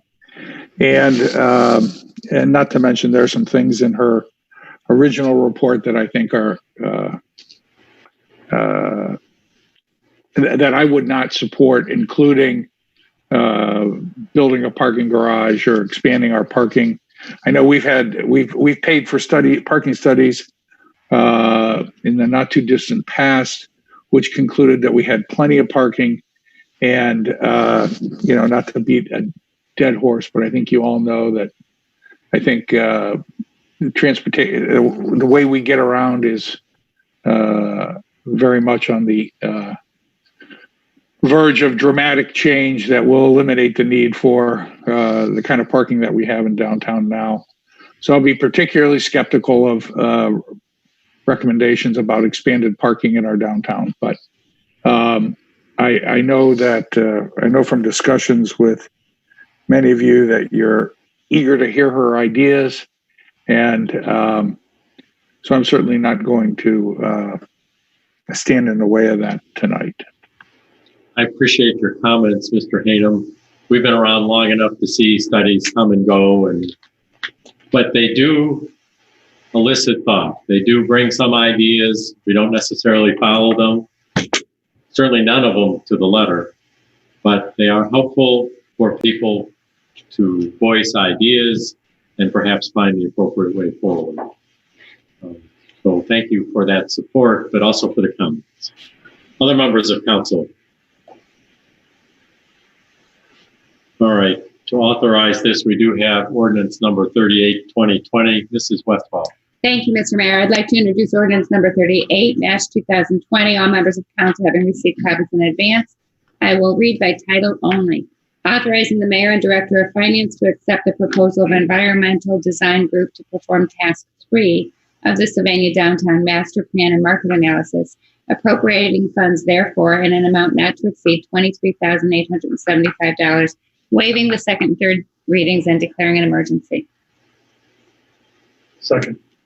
It's moved and seconded that ordinance number 38-2020 be read by title only and the second and third readings be waived. All in favor of that indicate by saying aye. Aye. Aye. Opposed? Motion carries. Final passage. Thank you, Mr. Mayor. I move final passage of ordinance number 38-2020. Second. It's moved and seconded for final passage of ordinance 38-2020 as an emergency measure. All in favor say. Moving on to agenda item 12, which is committee reports. 12A is a report of the Committee of the Whole held May 20th, 2020. Mrs. Westfall. Thank you, Mr. Mayor. Yes, we did have a committee of the whole meeting on May 20th, 2020. The subject was temporary street closures. Present were myself, Mary Westfall, Katie Capolini, Mark Fry, Doug Payne, and Brian McCann, Lindsay Stow, Patrick Richardson, and others who were joining us. Leslie Brining, Mayor Stow, Kevin Aller, Sharon Bucher, Chuck Silvernail, Danny Fuller, Brian Keyser, Katie Fields, Mellon Fott, Colleen Barnhart, and Rachel Navarre. The meeting began at 4:30. All members of council had received some information in advance from Mr. Sanford. Mr. Sanford gave an overview indicating that the 3 options that had been considered and discussed with various members of the community, including some downtown friends, that the recommendation coming forward was for option 1, which included closing Maplewood from Main Street to Becker Place right by inside the 5. Mr. Fry indicated support, but indicated that if it continued, that closing in that area through Labor Day, he would want to be sure that we took a moment to think about the back to school concern. After some discussion, there was support identified for the option 1 that was presented. Other points of consideration included suggesting that people bring their own folding chairs, ensuring that the greatest number of tables possible be put in the area. Danny Fuller indicated that she does have some high top tables she would be willing to contribute if there's any interest. Katie Fields indicated that while food could not be sold at the tables in the street, inside the 5 would be willing to wipe them down as needed. Katie Fields also noted that she would need to be able to get her delivery trucks in and out, and administration indicated they would work with her to ensure that could happen. Katie Fields also pointed out that last March there was legislation amended that allows the DORA Ohio liquor permit to be made available on any city property, which would expand additional opportunities for DORA, and that seems something significant. Administration will confirm that this is accurate, and if so, make a recommendation regarding an possible expansion of DORA. Bill Sanford did offer to work with appropriate members of the community and administration to make recommendations regarding some of these additional issues, such as expanding the DORA, connecting with Heritage Sylvania, washing stations and sanitizer availability, street signage, and ensuring that other community restaurants know that they can use their parking lots for overflow and other issues as they surface. Mr. Richardson made a motion that legislation be prepared to close Maplewood from Main Street to Becker Place to allow for an expanded DORA area to include tables, seating for outdoor public use until such time as further action is taken to limit this option. Mrs. Capolini seconded and the motion did pass. The meeting adjourned at 5:15. Then I just would want to share with council members that upon further discussion with administration, it was indicated that legislation really is not required for this. The mayor has the authority to advance this action. And since we did advance this action, we did not feel it was necessary to bring formal legislation. Although certainly we will want to stay on top of the decision about when to limit this option and not lose sight of that going forward. In addition to that, Mr. Mayor, I know that you did put a spot in there for Ms. Dow to talk about her conversation with Heritage Sylvania, and I don't know if Bill has any further follow-up from some of the items that he was addressing. I don't think there's anything critical, but We appreciate your report. One of the items was for the law director to determine whether or not we could expand into the historic village. Mrs. Brining?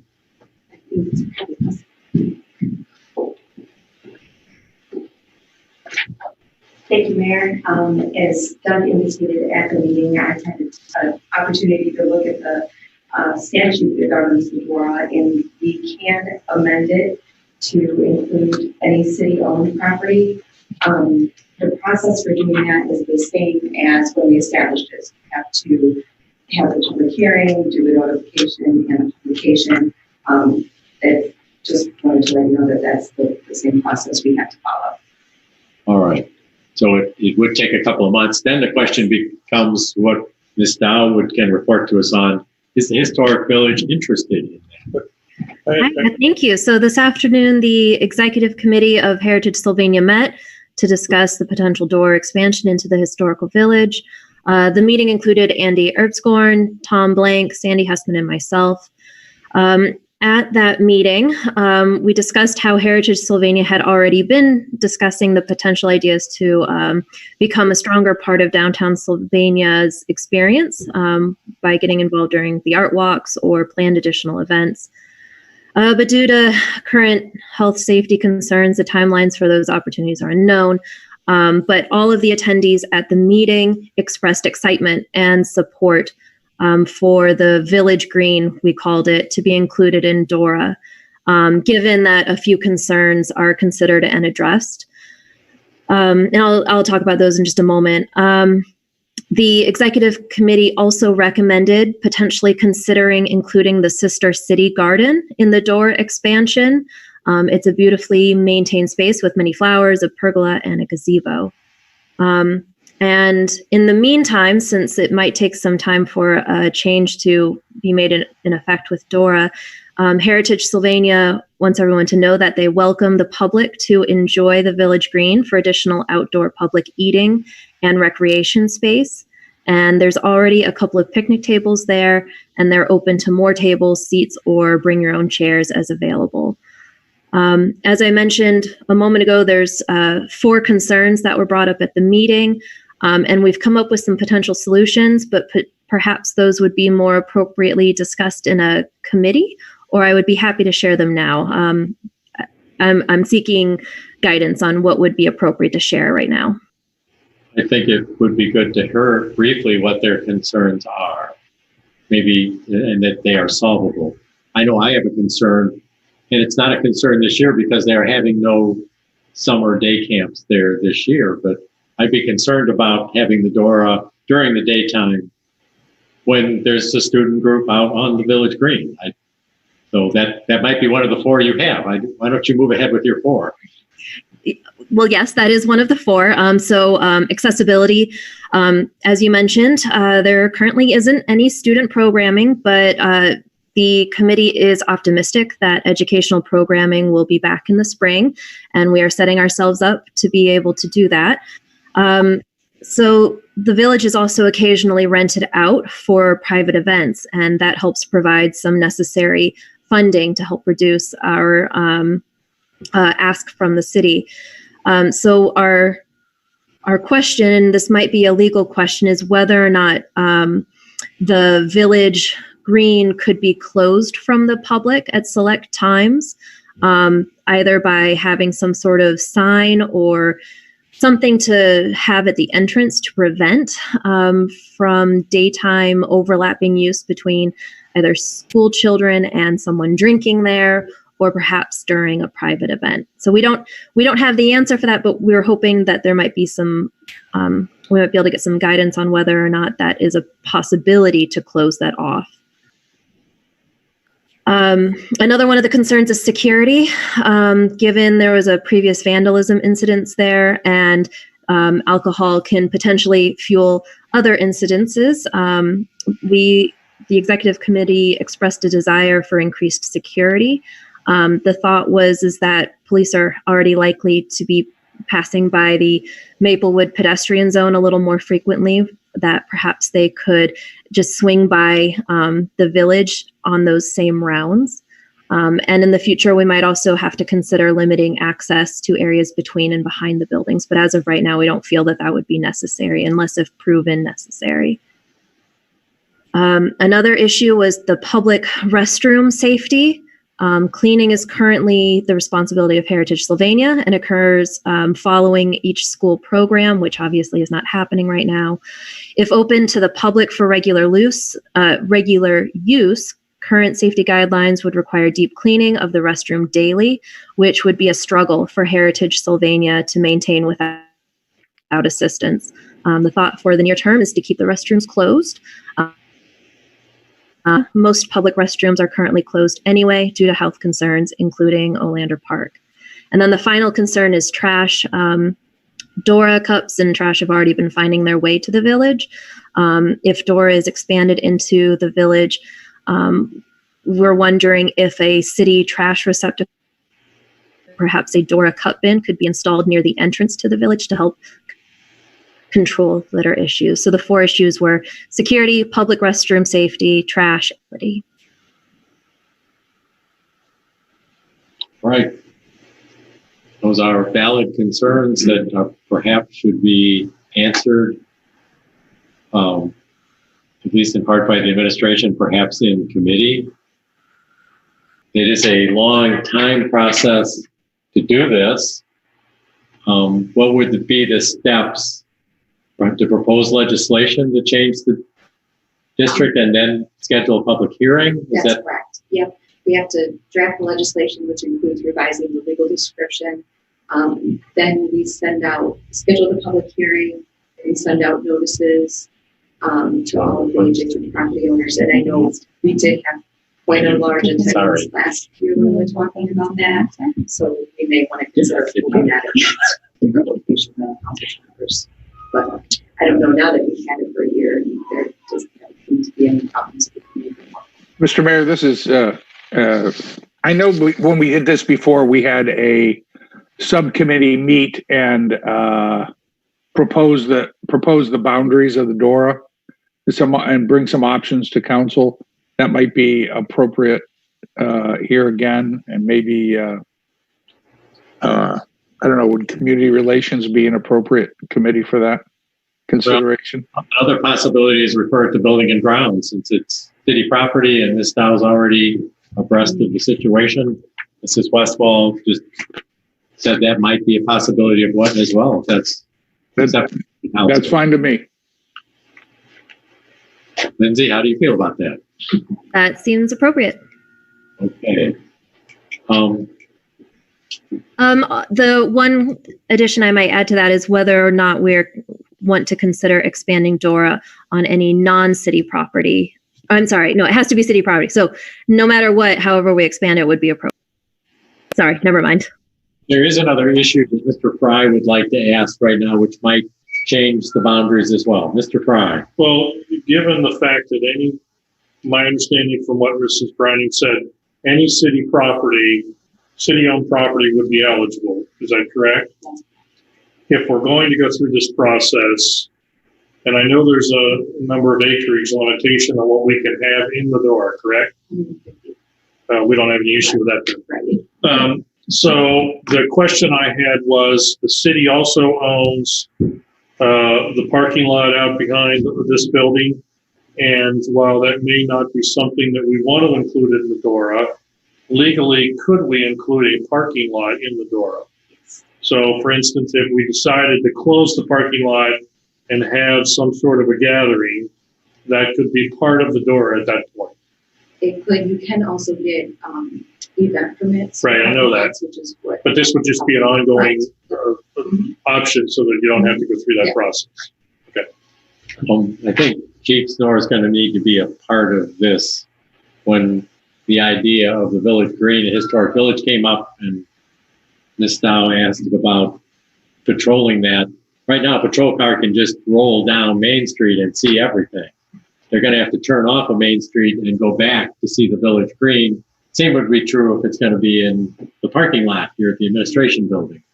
So I want the chief to have a chance to think about that and be a part of any committee meeting as well. Mr. Sanford, comments? Yes, Mr. Mayor, I just have a couple. The follow up because I've been having some discussions with some of the DSA people, most of all Ray Navarre, who is the head of the group.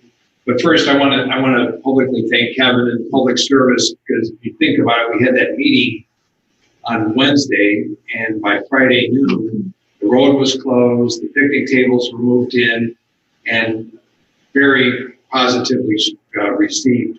A lot of action on social media. It's being used. It's achieved, I think, what we wanted to do. The two restaurants inside the 5 and J&G that are closest to it, they're both very pleased with how it's all worked so far. I think over the weekend I noticed that J&G added a couple picnic tables on the side of their building. Back up what the chief had said, one call came to the mayor's office about the street being closed.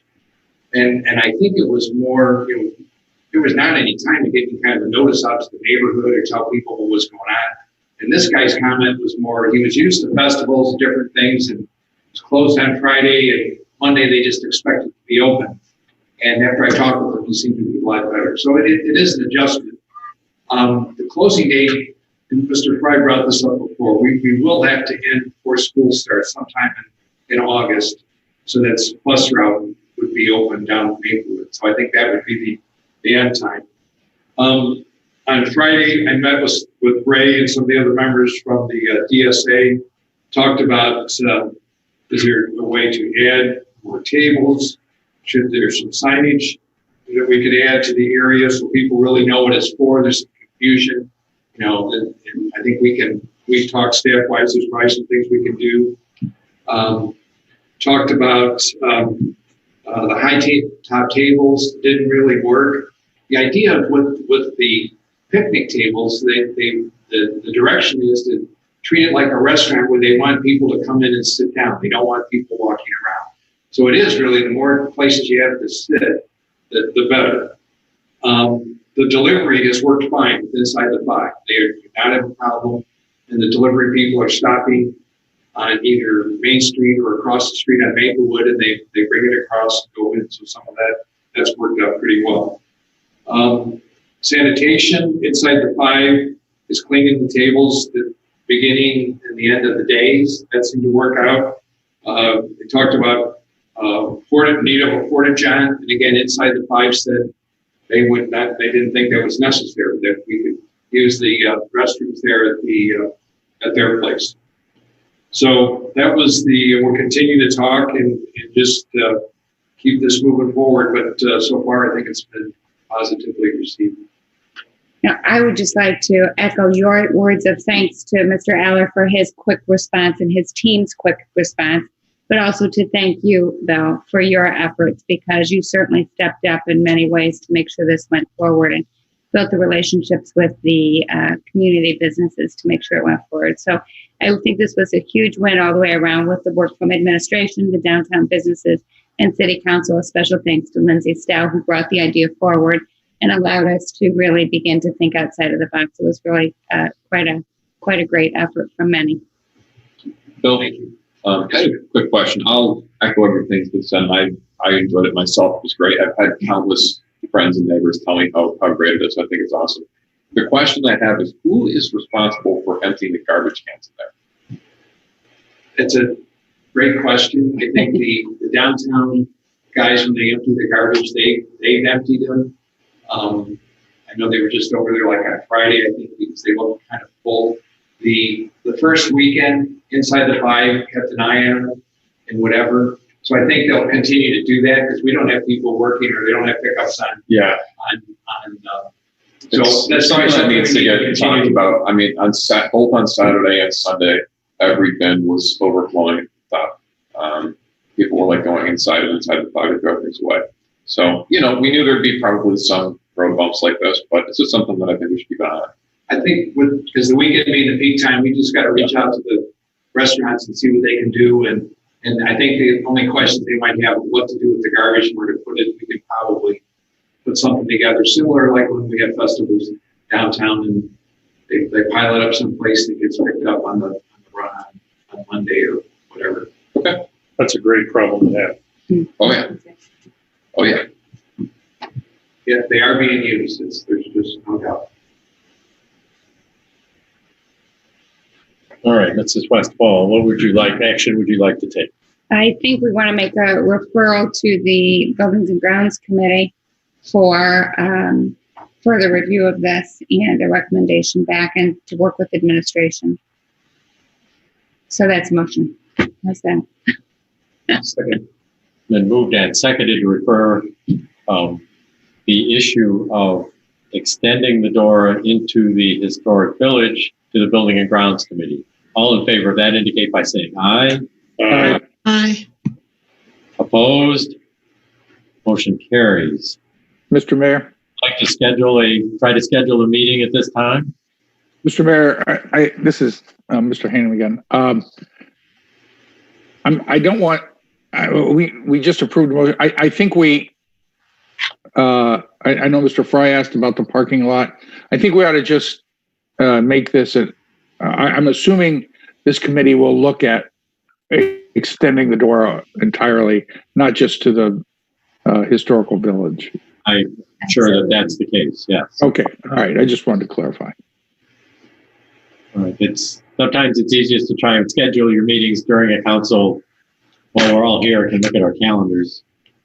I know it's taken you by surprise. We'll try and schedule a meeting of your Building and Grounds Committee. All right. Who's on Building and Grounds? So we have me, Mrs. Capolini, Mr. Richardson, and Mr. Fry, who are on that committee. I have a flexible schedule. So if I have a feeling from our past trying to make schedules that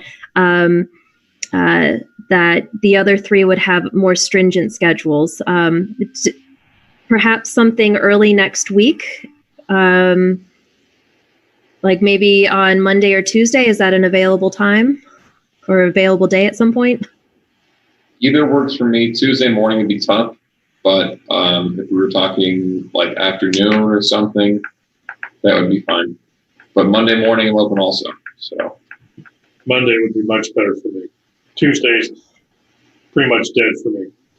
Yeah, Monday morning is best for me. I'm wondering, do we need a map to have this meeting, like to be able to look at, or we don't? I don't know. Just a question. Mrs. Brining is saying that she has that maps available. I think it's important to have Mrs. Brining at the meeting, Mr. Sanford, and the chief, I believe, yes. Okay. What if we were to do Monday morning at 9? This would be Monday, June the 8th at 9 a.m., probably right here in council chambers. Yeah. That works for me. 9 o'clock on Monday? Yep. Okay. In council chambers. Yes. Great. Thank you. We will have the clerk post that meeting for the Building and Grounds Committee to discuss the DORA expansion. All right, thank you. Mrs. Westfall, are we ready to move on to 12B? Yes, thank you, Mr. Mayor. All right, 12B, a reporting Employee and Community Relations Committee meeting held on May 21st, 2020. Mr. Richardson. yes, thank you, Mr. Mayor. Our committee met to discuss the 2021 city calendar and the proposals we had received for the design and print of that. The committee did decide to accept the proposal of Aero Print and Copy to do the physical printing of the calendars. They came in as the lowest bid, and we also all know them and know they do good work, and we felt confident with that. And then we were also going to use the team from Flanders and Fuller to do the design work on it, the artistic eye, so to speak, of this. So we talked with that team in this meeting and discussed their vision for it. And we're going to have another meeting here soon once they have a finalized idea. You know, a lot of things got changed. They wanted to photograph events that were happening this spring and summer, and obviously that didn't happen. So it was also brought up, and this is maybe for future consideration, the possibility of turning this into a 3-year bid of sorts, because as they were explaining, to get this in May, and then maybe it's not awarded until June, and half the year is gone. And if they're trying to take photos of things, throughout the year, to put in the calendar, it would be good to know earlier. So we all agreed that was a good point. We would take a look at that, but no decision was made on that. But we did make a decision to have this ordinance drawn up for accepting the proposal. If there's no questions, I can go ahead with that now. I do have a question or a clarification I think is necessary. You've separated the bid for printing versus the design of the calendar, but you did have a lower bid from Arrow to design the calendar. I think clarification is necessary when you're not taking the low bid for something. We are in a financial situation, and I think it's appropriate to put on the record why you're choosing to spend 3.5 times more for the design of the calendar than the low bid. Sure. The committee felt that their proposal, based on what they were proposing to do artistically and design-wise, was more in line with what we wanted. And that part of the way to overcome that was that we had them agree to use Arrow, because the person that they were going to use, a third-party printer, was much more expensive. So their original bid is coming down because Arrow will do it cheaper for them what it was originally bid at, and therefore we kind of figured that could be the best of both worlds. All right, I understand. You consider that it's going to be a better design process, yes, and that's what you're paying for. Yes. All right. I did have one clarification. Because I didn't sit in the second meeting, but the first meeting we had, there was some comment by Mr. Sanford about the number of calendars that were going to be printed up. We're going to increase it. For some reason, that 7,000 looked low. My brain tells me it's 8,500. 9,000 is what we're going to print this year. It was, it's tied to the census, and some of the apartment buildings or places that were not getting the calendar before were now going to be included in getting the calendar. But it was 8,000 something that we're going to mail. It does say 7,000 in the ordinance. Right. The original proposal was for 7,000. Right. Up the number after we got it. Okay, that's incorporated. Right. But the proposals were based on 7,000. Right. So this price isn't reflective. Right. So, but the money is going to be the same for the 9? No, we're going to pay more. It'll be more for the printing. Was which it doesn't matter to me. If we need 9,000 calendars, I just want to make sure that we're proving this, that the $9,358 is enough to print 9,000 calendars if that's what we need. I don't care if it's 9,300 or 10,500. It doesn't matter to me from that perspective. Yeah, that the confusion is because when we bid it, we needed 7,000. Before we made the decision, we found out we needed 9,000. So that was the plan. So what's the amount? So should we pass this and then wait for a change order, or should we just wait? Yeah. Why don't we wait? That's so we're clear on that. All right. I apologize. Confirm with Laura. I'm sure we got that right. Well, do we have time to wait? Yeah, I'm Can not. we wait 2 weeks? I don't know. I think if they know they can start. If they know that's where we're going to. It's more the design part that I think they already have. And yeah, I've been talking to them. I think that we can wait 2 weeks. But the design component won't cost any more. The printing is what will cost more. Yes, correct. And we don't have to do the printing until months from now. So. Okay. I just thank you for the clarification. I just wanted to make sure. So is your preference? We can go ahead and award this tonight and come back and alter it in the future. That way it's official. I would be comfortable with that as long as council is, and that way I can let the people that have received the bid know. I'd like to get this done. Yeah, I have no problem with it. I just want to make sure that we're getting done what we need to be done. Then if that's the case, I will introduce ordinance number 38, 2020. All members of council having, I'm sorry, I'm looking at the wrong one, aren't I? Yeah. Yep, 39, I got it. Introduce ordinance number 39, 2020. All members of council having previously received copies, I will read by title only. Accepting the proposal of Arrow Print and Copy for the 2021 City of Sylvania calendar, appropriating funds therefore in the amount not to exceed $9,358.48, waiving the second and third readings and declaring an emergency. Second. It's been moved and seconded that ordinance number 39, 2020 be read by title only and the second and third readings be waived. All in favor of that indicate by saying aye. Aye. Opposed? Motion carries. Final passage. I move final passage of ordinance number 39, 2020. Second. It's been moved and seconded for final passage of ordinance 39, 2020 as an emergency measure. All in favor say aye. Aye. Opposed? Motion carries and ordinance 39, 2020 is approved. Are there any additional committee reports to be made at this time? Agenda item 13, any committee referrals? Information items, those are the first quarter 2020 management reports you have in your council packets. Also be aware, information item B, that the senior center has asked the Sylvania Township trustees to place on the ballot the renewal of the senior center tax levy. This has been renewed regularly since the senior center was built like 20 years ago. It was a requirement of the administration at that time that before we would sell bonds and authorize the construction of the senior center, that a support levy be passed for the operation of the senior levy. That arrangement has worked very well over the years, and I certainly endorse the levy being on the ballot. It's in the boundaries of Sylvania Township, so the tax base is spread not quite as wide as if it could be the school district, but it is a township issue, and I think that's fine. Are there any additional items for council business at this time? Hearing none, is there a motion to adjourn? So moved. Second.